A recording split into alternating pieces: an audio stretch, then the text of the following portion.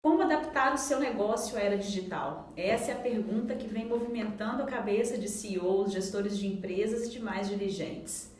Para falar sobre esse assunto hoje, nós recebemos o professor, consultor em vendas e marketing, Marcelo Amaral, que é também editor da Autêntica Business e responsável por publicar aqui no Brasil esse livro, Transformação Digital, repensando o seu negócio para a era digital. Marcelo, prazer falar com você, seja bem-vindo. Prazer é meu. Gostaria de começar pedindo que você apresentasse esse livro tão importante, né, para os nossos espectadores e falar como que ele pode contribuir, principalmente para as empresas que iniciaram seus negócios antes da transformação digital. Tá. Bom, primeiro, esse livro foi escrito pelo David Rogers. David Rogers é hoje talvez a maior autoridade nesse assunto no mundo. É professor da Columbia University, né, nos Estados Unidos, e nos presenteou com essa obra, né? Vamos até publicar, talvez daqui a um tempo, o segundo livro dele. Ele já escreveu o segundo livro, que é uma espécie de continuidade desse aqui, né? Mas esse livro é um livro de referência na área de transformação digital. E o que é a transformação digital? A transformação digital diz respeito ao que é chamada a quarta revolução, né, industrial. Né? Teve a primeira era da máquina a vapor, depois a eletricidade, depois a computação, né, informática, e a transformação digital, ela veio com, não que a internet seja recente, porque a internet é da década de 60, né, da antiga ARPANET, que tinha mais uma questão. Foi criada para fins militares, para fazer frente ao lançamento pela União Soviética na época, né? Do Sputnik, né? Os americanos criaram a ARPANET, depois ela foi para o meio acadêmico e tal, mas ela tomou um grande impulso no meados dos anos 90, quando surgiram os browsers, né? Os browsers são os Windows Explorer que a gente conhece hoje, que servem para a gente navegar, né? Você pode usar o Chrome, você pode usar, enfim, tem várias alternativas, mas na época era o Netscape. E isso deu um grande impulso porque o leigo passou a ter acesso à internet, os provedores de serviço. Então, a história aqui do David Rogers começa nessa época, né? Final dos anos 90, início dos anos 2000, quando emergiram nessas novas tecnologias, já se tornaram massivas, né? Não que elas não existissem, né? Também surgiram aí no início dos anos 2000 as redes sociais, né? Facebook, né? YouTube, também vieram aí no início dos anos 2000, e eu acho que o fato, né, que realmente digitalizou o mundo foi o smartphone, que se não me engano em 2008, 2009, o lançamento do iPhone, que revolucionou a maneira como a gente interage. E se a gente interage de forma diferente, marcas e produtos também vão interagir. Então o livro ele começa falando dessa revolução industrial, né, essa quarta revolução industrial, e citando várias marcas, né, que não se ativeram a esse movimento. Então ele cita aqui o caso famoso da Kodak, que né, se tornou obsoleta. Ele lista várias, ele conta o caso da Blockbuster, que era uma rede enorme de locadoras, e que inclusive ele relata aqui no livro que os fundadores da Netflix tentaram, né, fazer ali negócios com a Blockbuster, foram ignorados, foram até ironizados de certa forma. Então ele conta como que essa transformação digital ela passa, porque é uma digitalização, não é você ter computador na sua empresa, não é você, é a digitalização na relação com os consumidores também, né? Como é que se interage com os consumidores? Como é que os clientes interagem? Então você tem uma parte da digitalização do produto, mas você tem essa digitalização presente em vários aspectos, né? No marketing, né? Eu há 20 anos atrás a gente ia fazer um plano de marketing, mais especificamente de comunicação. A gente tinha o quê? TV, rádio e mídia impressa, né? E tinha uma coisa de mídia externa, né? Outdoor. Era isso, você não tinha que... Hoje não, você tem... Só se falando em redes sociais, sei lá, tem mais de 20 redes sociais. Se você for trabalhar com livro, você tem redes que quase ninguém sabe, né? Você tem Scooby, você tem Goodreads, você tem outras redes sociais. Se você é um artista, você tem o Pinterest, você tem fugiu agora, tem uma outra plataforma que é só de artistas e de artesanato. É claro que a gente escuta mais o Instagram, o Facebook, né, que também já está caindo, aí tem o TikTok emergindo. Então, essa série de canais de contato, o próprio e-mail que não morreu, né, está mais vivo do que nunca, mas todas essas formas de interação, né, fazem parte desse universo da digitalização, né? Então, hoje você vai comprar uma fruta ou vai comprar um produto no supermercado, acho que, não me recordo se é desse livro, talvez um desses livros que a gente publicou, que tem o caso de uma lagosta que é super gourmet, que ela tem um QR Code, e que a pessoa lê, ela vê como foi produzida aquela lagosta. Tem alguns produtos que você vê como é que ele foi manufaturado, quer dizer, então assim, é o digital presente em tudo, né? Seja do QR Code para você ver como que opera, como que você resolve um produto, né? Então nós estamos falando da digitalização de todos, né, em todos os sentidos do negócio, né? Não somente a digitalização assim, da modinha, não é uma modinha, realmente colocar todas essas coisas, né, dentro de vamos dizer assim, né, se eu pegar aqui por exemplo, um livro mais recente, você vai ver aqui que nós temos na página final do livro todos os livros, né, aquela seção que nós usualmente tínhamos assim, leia mais, né? Antigamente vinham os nomes dos livros, agora não, eu tenho um QR Code aqui ao lado do livro que a pessoa é direcionada então já para o site, para não só conhecer mais o livro e de preferência comprar, né, gente, para me ajudar, ajudar a editora, quer dizer, então isso tudo são, vamos dizer assim, frutos desse processo de digitalização, né? Então, o David Rogers conta um pouco dessa história, como é que ela começou, e depois ele dá evidências assim, de como que a empresa lida com isso, né? Como que a empresa lida com dados, né? Ele vai falar muito de dados, a importância de tratar dados, capturar dados, né? Não ter um bando de dados, mas usar a ciência de dados, né? A data science, quer dizer, como extrair dos dados que você vai captando, como usar o Big Data, né? Para poder então definir estratégias, né? Orientar o seu negócio, né? Fala também de um outro ponto que fala muito do cliente, né? Assim, de como as pontas, né? De interação com o cliente, dessa transformação digital, da relação né? Que a empresa tem com os clientes e assim por diante. Você destacou um ponto importante da estratégia, que é isso que ele define, que ele fala no livro, né? Que não basta você ter a aplicação de todas as possibilidades de tecnologia, mas é importante ter uma estratégia por trás do negócio para escolher, inclusive, onde está presente, porque hoje a gente tem uma infinidade de canais, né? Tem o próprio YouTube, a gente tem as redes sociais, então queria que você falasse um pouco sobre a importância da estratégia, da empresa conhecer qual é o público-alvo, onde ela tem que estar para fazer uma aplicação correta da tecnologia. Uma das coisas mais assombrosas desse livro é isso aí que você está falando, porque esse é um livro mais de estratégia. Ele tem todos esses casos práticos, aplicações, mas é basicamente o seguinte, quem eram os concorrentes da sua empresa há 20 anos atrás, se a sua empresa tem mais tempo? Possivelmente você conhecia todos eles. Eles eram competidores locais e tal. Hoje, com a transformação digital, não. Então, vou pegar um exemplo clássico, o software. Imagine que você produz um software de CRM aqui no Brasil e tal, e vai vender esse produto aqui no Brasil. Antigamente, seu concorrente era a empresa ali de outro estado ou seu concorrente local. Hoje, não. As empresas hoje vendem na internet. A internet está em todo o planeta, né? É claro que você pode ter algumas regulações em alguns países que te impeçam de vender, né?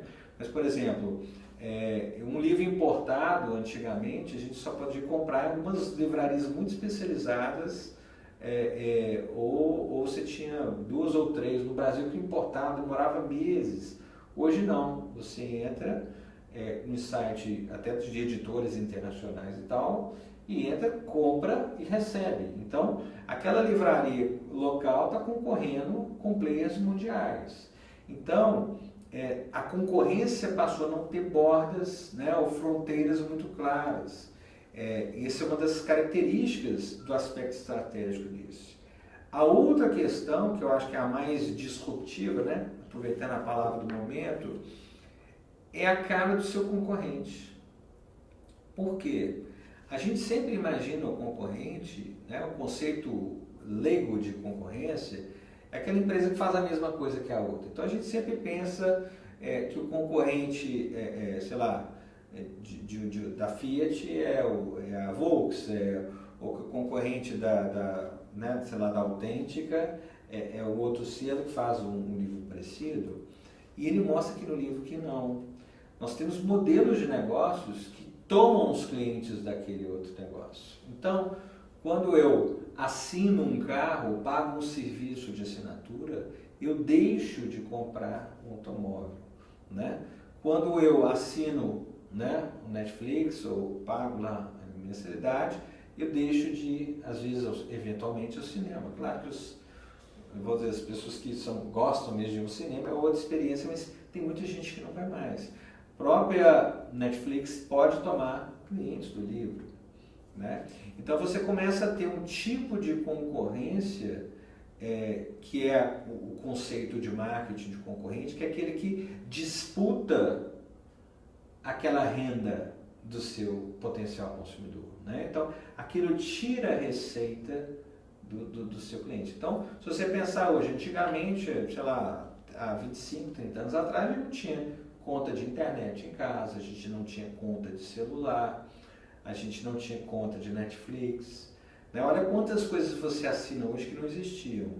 Então, se as famílias, né, não têm uma renda que aumentou, que a renda continuasse próximo do que era, você deixou de consumir alguma coisa. Então, hoje está muito mais difícil identificar qual negócio está drenando a receita do seu. Por quê? Pode ser algum negócio que não tem nada a ver com o que você faz, né? Ou seja, eu posso estar perdendo venda sei lá, de livro porque as pessoas estão assinando Netflix. Ou seja, aquele tempo dedicado ao entretenimento. Antes a gente não tinha Netflix, eu tinha mais tempo em casa porque a TV só passava o programa da grade, eu tinha Supercine, né? Só no sábado, tinha que esperar para ver um filme naquela semana. Hoje não, você entra, você pode ter vários, inclusive, serviços de assinaturas, pode assinar Globoplay, Netflix e outros mais, e aquilo concorre, né, com você. Então, você tem hoje uma dificuldade do ponto de vista estratégico de identificar potenciais concorrentes, né? Então você vê, a Uber tirou muito carro da rua, né? Eu conheço várias pessoas que não compram carro mais, que só andam de Uber, principalmente se ela morar na região mais central. Então você pensa um negócio que é um aplicativo de transporte que não tem nenhum automóvel, é o maior concorrente talvez, de fábrica de automóvel. Você pode até pensar, não, mas o cara que tem o Uber está em um carro. Tá, mas é um cara, mas quantas pessoas em transporte que deixaram de ter o automóvel, né? Então isso vem trazendo uma queda aí. Isso compete com o ônibus, né? Então se pegar, eu tenho filho adolescente, ele anda mais de Uber do que de ônibus. Às vezes ele pega o ônibus até um lugar para ficar mais barato, para depois pegar o Uber, né? Entendeu? Ou seja, porque aquilo tirou o cliente do ônibus, aquilo tirou o cliente das fábricas de automóveis, aquilo tirou então o serviço de oficina mecânica, se o cara não tem carro, ele também não vai na oficina mecânica. Então você percebe como a digitalização, ela transforma as cadeias produtivas, ela transforma a maneira como as pessoas consomem, elas transformam, vamos dizer assim, a venda, né? Ela migra a receita de um ponto para outro, e às vezes a gente está ali, poxa, eu estou perdendo cliente que você está achando que está perdendo para aquele concorrente tradicional, não, você está perdendo para outro negócio que não tem nada a ver com o seu. Então esse é um dos grandes pontos de reflexão, por isso que esse livro aqui é um livro assim, que todo CEO de empresa tinha que ler, todo diretor, todo empreendedor, porque o mais difícil não é ver os concorrentes óbvios, o mais difícil é ver que negócios estão tirando e os que vão tirar, tá, clientes do seu negócio. Porque o interessante que você citou são transformações que aconteceram num espaço muito curto de tempo, não é, Marcelo? Assim, o próprio Uber, que não existia há muito tempo e que promoveu tudo isso, as redes sociais que também vão surgindo a cada dia novas, e aí as estratégias às vezes não são tão claras, né? Talvez a gente não consiga perceber tão claramente que aquele resultado, aquela ação está dando aquele resultado. Enfim, como as empresas podem se antecipar de alguma maneira a essas transformações que vão continuar sendo cada vez mais rápidas, né? Assim, então, é importante manter a prosperidade do negócio, estar de olho ali na geração de receita, mas se preparar também para essas transformações cada vez mais rápidas que o mercado, que a tecnologia vem impondo ao mercado. Teve uma edição da revista Exame de décadas atrás, chamava-se Só os Paranoicos Sobrevivem. E é mais ou menos isso, a gente tem que estar mais paranoico do que nunca, porque era mais fácil saber o que te ameaçava antes. Hoje não. Então, como é que você fica sabendo disso? Você tem que estar ligado. Então, como é que você fica ligado? Lendo, né? Porque se você pegar todos esses livros que a gente publica, trazem essas tendências, trazem casos. Então, você tem que estudar. Não tem jeito de você se manter atualizado sem estudar. Claro que você pode estudar de várias formas, você pode ler um livro, você pode participar de um seminário, você pode assistir a um programa, você pode ir no YouTube, tem milhares de conteúdos, mas você tem que estar ligado, né? Você tem que frequentar os fóruns do seu setor, né? Feiras, seminários, congressos, para você saber, porque essas coisas são discutidas antecipadamente. Essas coisas, quando chegam a você, né, eu falo assim, você tem gestores que eles fazem a gestão assim, como se enxergando uma semana para frente, olha lá, né? Não, você tem que tentar ampliar essa visão, né? Então você não pode ficar ali bitolado no seu negócio, né? Vendo só o que acontece no seu planetinho ali, não. Você tem que rodar, você tem que visitar, você tem que conversar com os empresários, participar de evento, ler, estudar, fazer cursos. Hoje está super acessível, você vê as próprias faculdades. Hoje existe mais aluno no ensino à distância superior do que presencial, né? E ao contrário do que se pensava quando surgiu o ensino à distância, os alunos do EAD, em geral, são melhores do que o do presencial, ou seja, saem melhores nos exames, né? No ENAD, que é o exame que faz a aferição. Por quê? São as pessoas que estão muito afim de aprender, estão fazendo uma segunda graduação, né? Então você pensa, hoje você pode fazer uma faculdade pagando menos de R$200 por mês, né? Ou algo em torno disso. Quer dizer, você não tem que sair de casa, pegar ônibus, você não gasta lanche, você não gasta... Quer dizer, então, como que essa faculdade tradicional, física, vai concorrer, vai competir com essa digital, né? Entendeu? Então, assim, porque tem a questão do custo, da conveniência. É claro que tem algumas coisas que não tem jeito. Você não vai fazer um curso de medicina 100% online, você pode ter até algumas matérias online, por que não? Né? Claro que a prática, o laboratório, você vai ter que ter. E até isso você tem já hoje aparatos, né, de realidade aumentada, coisas assim que você pode fazer um experimento de laboratório sem gastar nenhum produto, né? Tudo usando a realidade aumentada e vamos dizer assim, esses ambientes virtuais, né? Eu fui piloto de avião, então você usa o simulador, você precisa pôr um avião que custa milhões em risco com um aluno que não sabe pilotar, você usa um simulador, né? Então hoje você tem todo vamos dizer assim, um aparato, né, disponível para então promover essa transformação digital do seu negócio. Mas se você não tiver, né, quando eu digo você, quem está no comando, né? Isso é coisa de dono, de diretor. Quem está em cima que tem que puxar essa transformação. Ou seja, não adianta eu ter ali um funcionário que não tem poder de decisão, que quer fazer uma transformação digital na empresa. Ele pode até tentar influenciar quem está em cima, mas isso é um movimento da empresa como um todo. Isso só funciona se partir de cima, né? Então tem que ter gente pensando no futuro, tem que ter gente estudando, tem que ter gente indo no seminário, tá? Não dá mais para você fazer um negócio, teve sucesso, sentar em cima dele e ficar usufruindo daquele sucesso. Você vai ter vida curta. Claro que em alguns segmentos, por exemplo, como tecnologia, você vai ter uma vida de 6 meses, 1 ano, se proceder dessa forma. Agora, se você tiver uma siderúrgica, talvez você dure uns 20, 30 anos, né? Porque tem negócios que são mais, vamos dizer assim, sofrem mais a pressão dessa transformação digital do que outros, né? Principalmente aqueles mais ligados a serviço e tecnologia. E uma coisa que eu acho que é interessante que o livro mostra é que esse conceito, né, da transformação, ela é aplicada a todas as empresas, não importa o tamanho. Sim. Não é, Marcelo? Acho que é Sim. importante a gente falar também sobre essa amplitude, né, do conceito, de como ele pode ser aplicado a empresas de todos os portes. Não, isso ficou tão evidente, né, na pandemia da Covid, porque pessoas que perderam seus empregos ou ficaram sem renda se reinventaram e lançaram negócios no Instagram. E tem pessoas que começaram ali fazendo bolo, artesanato, arte, coisas assim, e que o negócio cresceu tanto que migrou para o físico, né?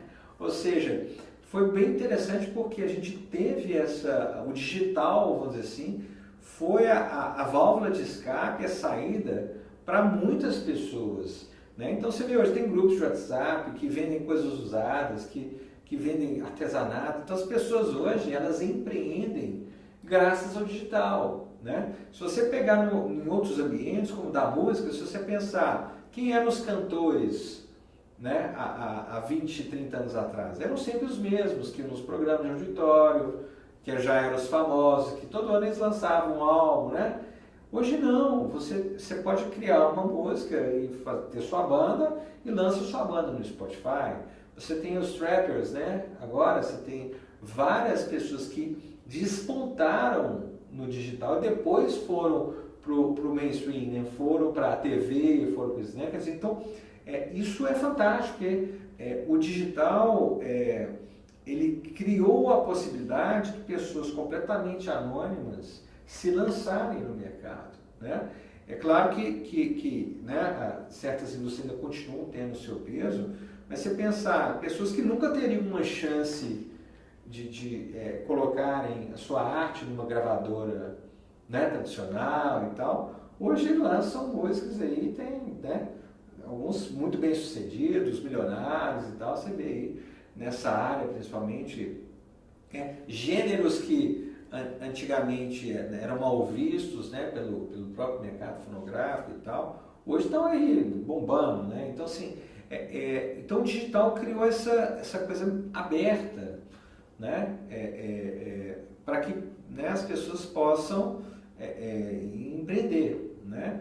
É claro que tem um lado não tão bacana, né, da precarização do trabalho, de que isso também serviu para, né, pessoas que tinham uma condição melhor de trabalho, com garantias e tudo, hoje estejam aí, né, sendo explorados de alguma forma, né? Então você vê isso muito no transporte, né, por aplicativo, entrega, essas coisas todas, que são pessoas que estão totalmente vulneráveis. Mas até isso veio também nesse bolo, quer dizer, né, o mau uso da tecnologia também vem, né, como qualquer tecnologia, tem um bom uso e tem um mau uso, vem e traz também, põe certos desafios de regulação, né, de proteção das pessoas, né? Então, e eu acho que é isso, a tecnologia surge, ela cria aquele boom, não tem ainda um regulamento, uma regulação, e aí depois as coisas vão, né, se encaixando para poder, enfim, estabilizar aquele contexto. É um universo enorme a ser explorado, Enorme, né? isso é enorme. E aí os ganhos, quais são os principais ganhos para quem, né, para os CEOs, para os dirigentes, para quem se aventurar por esse livro?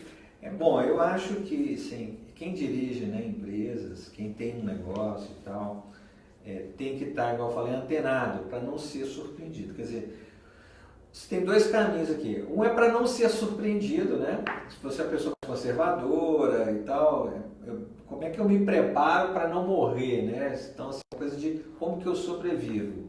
Mas você pode pensar em algo além, quer dizer, como que eu me antecipo. Então, esse livro ele vai ajudar a desenvolver em você uma mentalidade de antecipação das coisas e como que eu posso surfar a onda, né? Tipo aquele surfista que vê a onda antes dela subir, né? Quer dizer, o bom surfista ele tem que escolher a onda. Então, assim, qual onda que eu vou surfar? Então, esse livro ele dá uma clareada, ele amplia a percepção sua de concorrência, sua visão de mundo, sua visão de negócio, vai te dar muito mais insights para que você possa, então, não só sobreviver, mas também inovar no seu negócio. Poxa, que caminhos que eu posso partir com o que eu já tenho? Que negócios novos que eu posso criar? Né? Como é que eu posso inovar, né, aqui no meu negócio? O que eu posso fazer hoje para, né, aproveitar isso tudo que está surgindo, novas tecnologias e remodelar o meu negócio. Então, acho que esse é um livro para refletir, para repensar o seu negócio, para não só sobreviver, mas, né, ser uma empresa, ser um negócio mais rentável. Muito obrigada, Marcelo. Eu que agradeço, Luiz. Obrigada a você também que acompanhou a gente até aqui e até a próxima.